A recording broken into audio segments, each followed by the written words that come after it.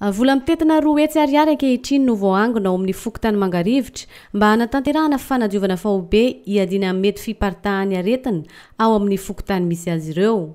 Ao an'ity Fokontany ity nanatanteraka fivoriam-be-pokon'olona izy ireo any asabotsy fahavalon'ny volana Oktobra taona 17 lasa teo, akatapaka tamin'izany fa isy ny fanaovana tsipaipaika 500 ariary isa tokantrano ahafahana manao izay asa fanadiovana izay. Mitondra fanazavana ny Fokontany. Araky ny baiko moa zany sy njara tokony atao amin'izao efa fieleza mipesitra zao dia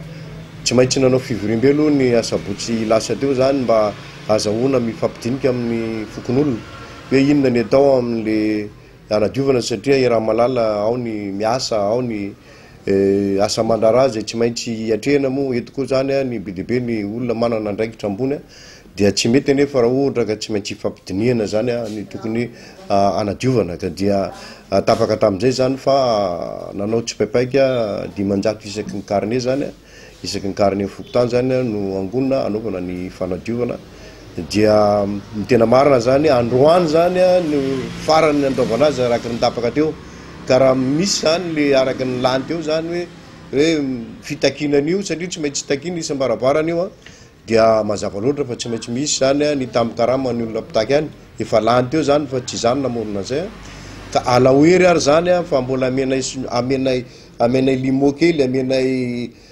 famotsora keloka kely satria tsy de le tambina ny lamando ny tena zava-dehibe fa ny fanaisana anjara ka dia miandro zany zay jusqu'à amty zoma zany andrasanay antsika rehetra anatitra ny 2005 dia amin'ny Fokontany amin'ny herinandro zany zay manomboka manangona raha ohatra ka tsy tonga zay. Misy ihany koa ny fiantsony ireo tompon'andraikitra ireo tanora ao aminy izay afaka miasa mba hanoratra anarana eny anivon'ny Fokontany.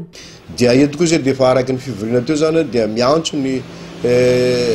tanora matanjaka na ny olona matanjaka vonona iasa anao ny fanadiovana ka dia tokony ho aty amin'ny bureau Fokontany reo manomboka androany anao fisoratananarana satria manomboka rapitso ny asa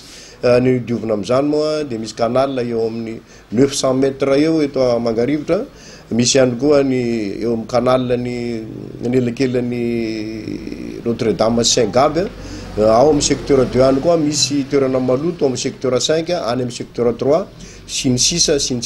fa ny ankoatran'izay moa dia tsy maintsy isy zany ny fijerevana ny tanàna rehetrarehetra zay nyteneny hoe diovina ny tanàna dorana ny lobolobo ka zay miny kosa tsy manao an'izay dia tsy maintsy hiakatra ihany angamba ny lamandy